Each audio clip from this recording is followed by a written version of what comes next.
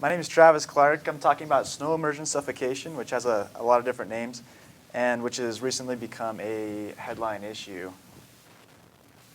I have nothing to disclose still.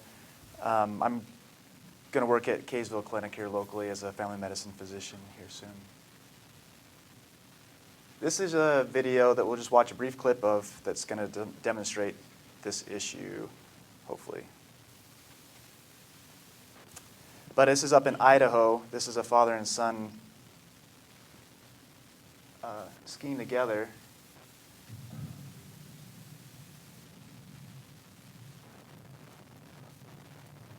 Hit it, jump, hit it, hit it.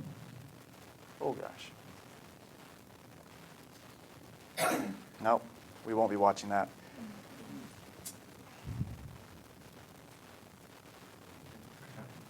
It's perfect. Less me talking and more interesting.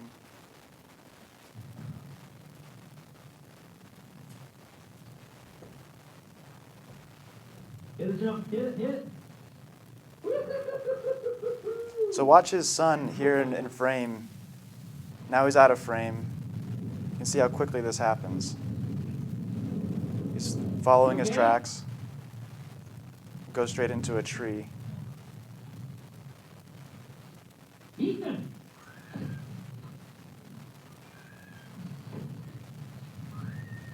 Heads up.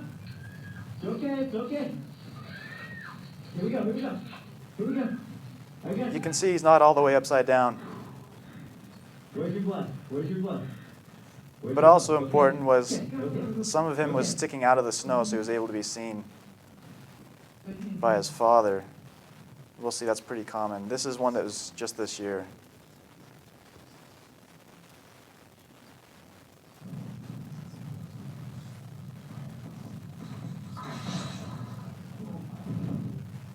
Oh shit. You alright? These are two people who are not skiing together. They don't know each other. This is a powder day up at Mount Baker Resort in Washington. And this skier, like I say, unrelated to the snowboarder, just happened to see a snowboard sticking out of the snow as he was snowboarding past. Interestingly, the skier is actually one of the employees of the Utah Avalanche Center. He contributes to the reports here in Utah pretty regularly, so he's actually carrying avalanche gear with him. Sorry about the language. I thought I'd edit that out. Nothing that we're not seeing in our minds. Yeah.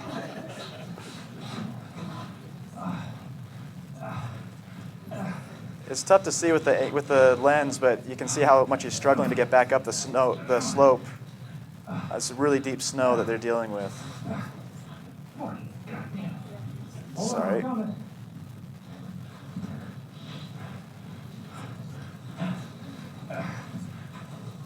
Now just look at how compact the snow is around this snowboarder. And imagine being in this situation and trying to figure out how to get him out. Some people think maybe your first instinct would be to pull him straight out of just the way he got in there. But as we'll talk about here in the presentation, it's a waste of energy. And the snow falls in so quickly and compacts on itself. Can you hear me?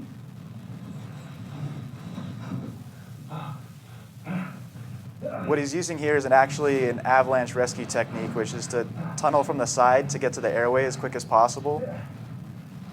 And he's using the body as landmarks to get to that. You can see he's just skipping over the mid-torso section to get to his air. And you can hear how much exertion's it's taking to get him to that point. And the snow that's falling down as well. You can see he's not tunneling straight down, he's tunneling sideways, which allows him to dig out the snow that falls in on itself. And You okay? You alright? Okay, you're good. You're good, I got you. that's the airway.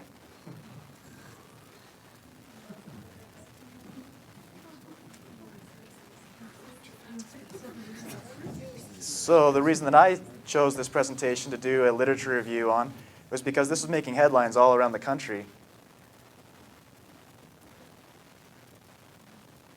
in different areas, and then recently here in Utah as well, which we'll talk about. And I wanted to know if this is really a problem that we need to be concerned about here in the resorts. I saw a headline that said that you're more likely to die from snow immersion suffocation than from avalanches, which to me was mind-blowing. I didn't realize this was a danger that was to that level. Through my research of the literature and talking to the experts within the industry, it's actually inbounds that it's more common to die from snow immersion suffocation than from avalanches. And this speaks more to the excellent control that we have from our ski patrol and the mitigation that we have of avalanches within the inbounds than it does to the differences of these dangers. But it does account for 15% of all resort skier deaths. So terminology, tree well deaths, tree well immersions, there's a lot of different versions of this. And actually, if you were to get into it, it's an immersion rather than a submersion. It's a submersion rather than an immersion because your airway is down below level. What's really we've come across is snow immersion suffocation is turned into what the literature has started to call it. But Paul Bogger says, really, it's all the ways that you can die underneath the snow from not breathing. The beginning of this phrase or this description of this event started in 1994 in a sports medicine journal. And this was the first published discussion, and they were talking about 3 snowboarder fatalities in California. They really decided that it was a snowboarding type of danger, and their conclusions were that these were found in wooded areas off the designated trails. They were head down, their snowboards were visible, and there's no evidence of collision with the tree. They said, wear bright clothes, shred with a partner. Those are some of their recommendations, which we'll actually see were actually pretty good recommendations. The next literature data point that we have is 1999, where they talk about 8 deaths, another sports medicine article, where they talk about 7 skiers and 1 snowboarder in different, and this was in British Columbia. Of the 32 resort fatalities, they described 8 of them as being this snow immersion suffocation. All 8 were unwitnessed, which is interesting, and all were after a large snowstorm. As part of this study, they also did a simulated tree well self-rescue experiment using live subjects. And 0 out of 10 were able to self-rescue when buried in the upside down position, regardless of releasing their bindings. And what their conclusion was, there's no way to get out of this once you're in it without a partner. They recommended also, this is the first time we've had recommendations come from, well, I guess you had the wear bright colors and don't shred, but this was published in the medical journal itself. It said, don't ski the trees, which is not really, turns out, a viable thing for most of the industry. Don't ski alone. If you do, carry avalanche gear, and then remove your pole straps, which is something that they also said was really important. Creating a breathing space in front of the face. This is all avalanche bearing type of stuff that they're parroting. That's actually helpful in this case as well. In the 2000s, there was 2 unpublished experiments. Paul Bogger's, I've mentioned before, and we'll talk again later, and Cadman used live subjects, and they described the findings of their results, which was that when the person's buried and they try and release their bindings, it doesn't help at all. In fact, it worsens their situation because the snowboarder skis were an anchor that now you've released and now you've dug yourself further. They also found out that struggling worsens the depth in which the skier snowboarder was found. And this is partially because the snow keeps falling in, and your ski clothes, which I'm tucked in right now, but usually your jacket's not tucked in, it acts like a funnel, and it starts to a one-way funnel pushing you towards the bottom of the snowpack. And also the degree of horizontal. You saw that kid who was sideways, and he was able to get out pretty quickly. If you're upside down, there's no way you can get out by yourself. In 2010 is the next time we visit this situation. This is a wilderness medicine journal that was published. This is a review article that talked about published and unpublished studies, which is mostly what I've mentioned up to this point.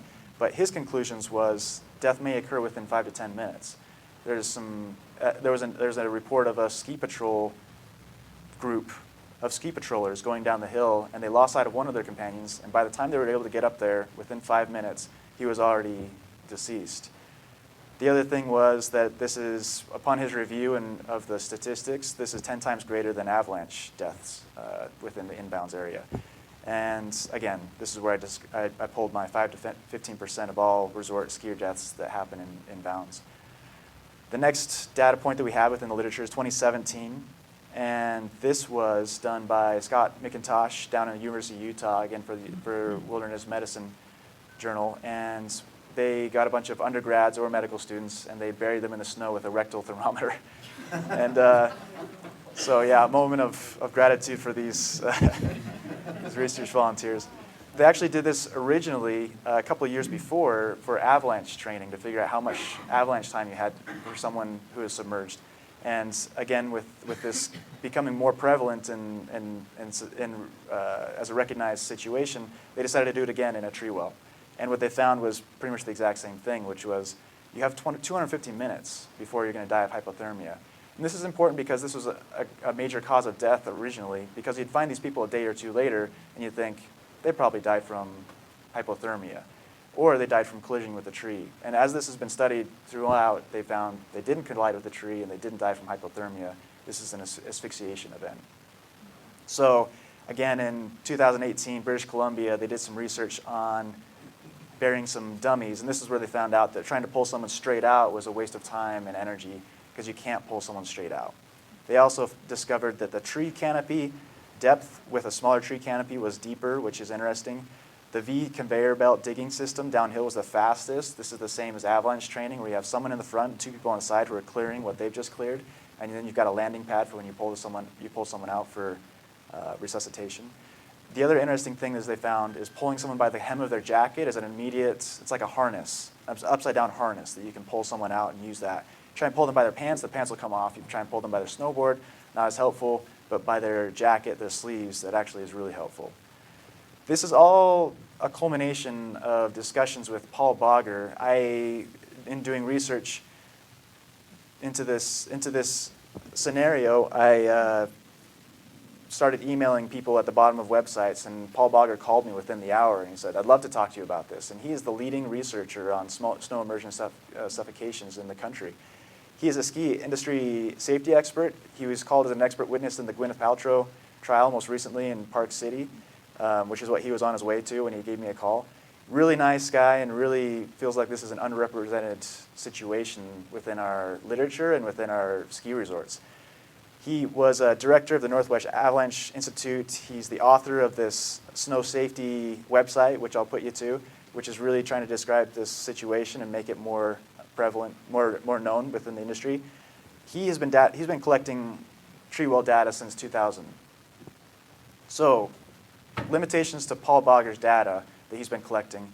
Ski resorts are hesitant to share their data for obvious reasons. Inbounds versus out of bounds versus side country versus back country. The death in Brighton Ski Resort, just barely, they said, the news reported it as a death just outside of Brighton Ski Resort. That person died with a Brighton Ski Resort pass around his neck. And a lot of times this is reported as a backcountry situation. And unfortunately, it's a side country or a powder situation that people access from the resort, which gets in some legal gray area. But this is, again, a limitation to the data. Canadian worldwide data isn't available. This is only United States ski resorts that I have data for. And the only way we gather this data, again, is through my personal contact with Paul Bogger, and then also from a review of the news resources.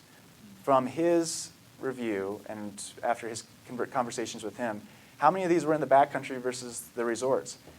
87 out of 91 fatalities since 2001 have occurred inside the ski resorts. This is an inbounds problem, which is under-recognized within our ski resort industry.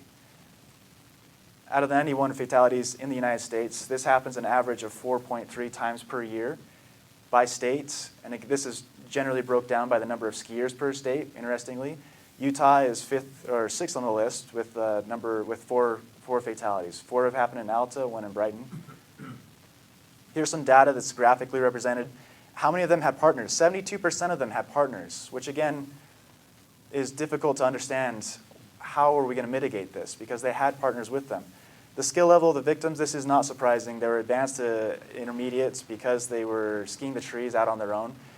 The equipment visible from the surface, almost always, they had something sticking out of the surface. So usually because their skis or snowboard was acting as an anchor. Tree wells were accounted for the vast majority of them, but also in the west here, rocks are also collecting a lot of loose snow. So this is something that needs further study. Skiers versus snowboarders is split pretty down the middle.